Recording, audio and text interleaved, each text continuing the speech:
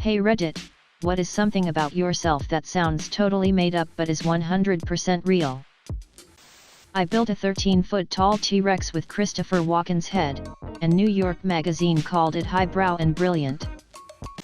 My dad's name is Luigi and my uncle's name is Mario. They are brothers. I forgot to add that my dad is also a plumber. I never graduated high school, but I have a bachelor's degree. I was homeschooled and my mom never went through the legal steps to actually get me a real diploma, so she made one in Photoshop that was then used to get me into this podunk community college that didn't verify it. From there I got my associate's degree, which I then used to get into a decent university where I got my bachelor's. I am allergic to lettuce. Like I carry an EpiPen allergic. I was once sponsored by the Crunk Energy Drink Company for sailing. I imagine I was the only sailor on their list. I literally just emailed them saying that I sailed and asked if they wanted me to put stickers on my boat. They sent me a few cases of the drink, t-shirts, hats, the works. My car was known as the Crunk Mobile. I was at a store when Tony Hawk was signing autographs. I was only 10 at the time and was a huge fan. One of his early video games had just come out. The store had a couple TVs on the wall and some video games to play. Being a kid, I waited for one controller to open up and someone leave. A kid ended up leaving and I grabbed the controller and started playing and minding my own business. A couple minutes later the store wanted to grab photos of Tony playing his own video game. He came over and grabbed the second controller and began to play multiplayer with me. Probably played for 10 minutes. The bonus was it was also my 10th birthday. So I played Tony Hawk Pro Skater with Tony Hawk. Once in college I applied for a job at the library help desk. I figured I would help people find books. Didn't give it much more thought than that. During the interview, I aced all of the customer service questions. Then they asked me whether I knew how to defrag a hard drive. Cue alarm bells in my head, but I kept calm outwardly and said no, but you can teach me. I worked in IT for 3 years by accident. They were too nice to fire me. I found out my father wasn't my biological father in 10th grade biology class. We were learning about blood types and traits. I raised my hand thinking I was a smart ass. Your chart isn't accurate, my dad has AB negative and I'm O positive. My teacher said I think your mom has some explaining to do. And we all chuckled. Turned out, he was not my father. A horse threw me in the air when I was a child. But I wasn't on his back. He grabbed the skin of my back with his teeth and yeeted me. My husband, I'm 30, has been my best friend since I was 7. He was the new kid at school and I walked up to him and said, "We are going to be best friends." He said, "No we aren't, leave me alone." I bugged him every day for 2 weeks before he finally said, "If I'll be your friend, will you shut up about it?" We were married 20 years later. Proved his ass wrong. My dad kidnapped me and took me to Singapore for very malicious purposes, I'm sure you could imagine. I was 15 and my dad literally had fake documents and suitcases filled with random clothes. When we got there we went to a sketchy hotel and after 15 minutes he went to the bar. A bit after that, some guy just walks in. I was confused but he began muttering saying I was too pale and too old and he left. I called my dad but he didn't answer so I climbed out through the window and went to the police. They put me on a plane home that same hour. I don't really tell people because it's a bit of a crazy story and sounds made up, hence why it's here, but yet. I sneeze when I think of S3X. Every single time. My wife likes to give me shit if I just sneeze innocently. She thinks she's a riot. Edit, judging by all the Me Too comments, this isn't as unheard of as I thought. If you sneeze because of S3X, don't worry, you're not alone. Now your wife gets turned on by people sneezing. Reverse card. I was a rocket scientist. I worked on the 114 AGM. The science was verifying rocket bodies. The backbone of science is to repeat experiments. My job was to make sure we were gonna get the same result every time. People call me a liar all the time because the idea of a rocket scientist is von Braun.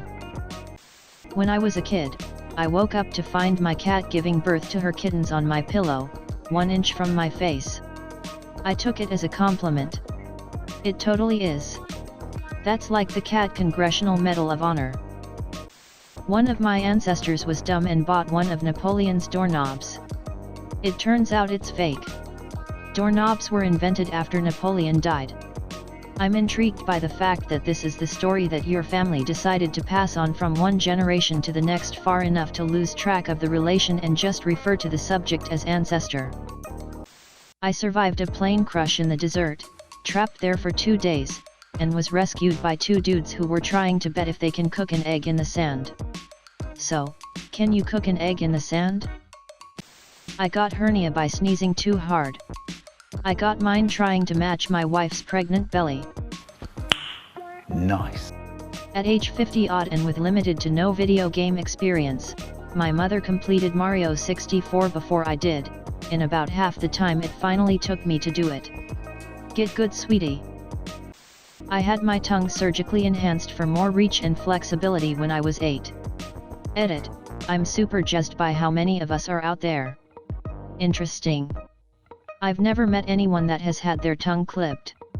Had mine done as a toddler and I guess they sort of overshot the mark because I ended up with a Gene Simmons style.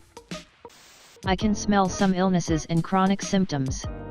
My sense of smell is normally pretty average, but I can sometimes smell if a person is sick before they start showing symptoms, and have been able to identify/predict 2 seizures, a diabetic blood sugar drop, and multiple chronic migraines before they happened.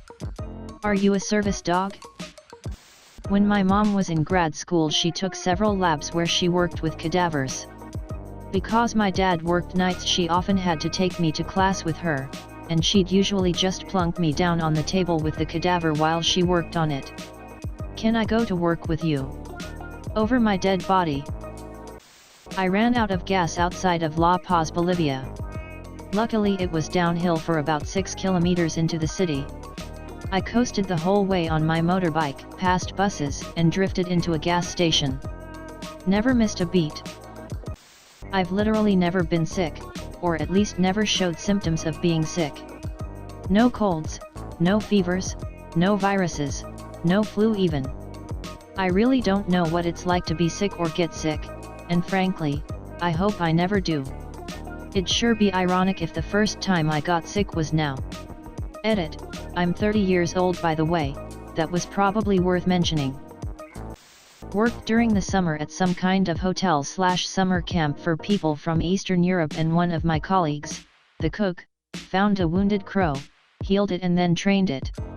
The bird would sit on her shoulder when she was cooking, would come to her on command and would share cigarettes with her, also while cooking. I cannot taste any salt whatsoever. Edit, for people asking, it's a brain thing, food tastes bland, salted chips taste plain, and I've not had any British food. Edit 2, I can still taste other spices and herbs. No, I don't know what koum tastes like. Sorry to put you on blast dude, but that's weird. Salt water just tastes bad. MSG and other sodium-based things just make me gag. Getting on Xbox, Overwatch, etc. doesn't help, but I can smell the salt. I was mugged in Belgium, and I mugged the muggers back. Got my wallet and my friend's purse back. I'm a pretty quiet, low-key guy, so no one believed the story, and it's so disappointing because I'm pretty sure I'll never be that awesome again. A stranger stole my bra in a women's locker room when I was a teen. Several days later, I saw it hanging by her shower and stole it back. So, same seas, right? I was shooting some stuff in my village and a bullet ricocheted and hit me in the torso. I was afraid my parents would kill me if they found out. I was young, so I used a knife and tweezers to remove the fragment and a stapler to stitch it up, and then covered the wound, and they never found out until a few years later when I told them. I can't drink the red Gatorade. This isn't super uncommon, but the red dye makes me nauseous and freak out. The funny thing is I used to drink it all the time without a problem, but one year I started feeling weird and sick all the time, and I stopped. It definitely helped, and I don't drink it. I tried it again a little while ago. Still nope. I am related to William Henry Harrison, the president who died from hypothermia because he wouldn't wear a jacket. My great-grandfather and his son both died from hypothermia as well, but under slightly different experiences. I have almost died from eating way too many vitamins, jumping into a ceiling fan, and jumping from a cliff. My dad almost lit a gas station on fire. Basically, we are a very dumb bloodline starting from William Henry Harrison. When I was a young adult, I was jumped by a group of guys while attending a party weekend at a lake.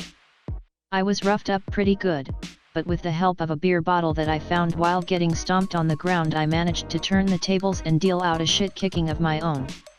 I seen my attackers in the light of the next day, and a couple of them were looking pretty rough. I also later found out that one of my attackers was a 30-year-old male who had to get wedding pictures with stitches and bruises on his face. I was the best man on both sides of a lesbian wedding because I had dated both the bride and the bride, stayed close friends, and introduced them to each other after our breakups. When I was 11 years old, my chihuahua named Taco was stolen by an eagle while I was distracted watching two lizards hump. In traumatic shock, I watched the dog fly off into the sunset in the grasp of the eagle's talons. Taco nuuuu. My dad was on the drug task force, and he did a stakeout from our living room window for the house across the street from us. His co-workers and himself were in our living room with all the equipment needed, and when they sent in the undercover person, they caught on tape the person saying, "We have to be careful, fuck Dad's name, across the street is a cop." Everyone burst out laughing and almost disrupted the investigation. I was about 8 at the time and thought I was a total badass because I got to help my dad in an investigation.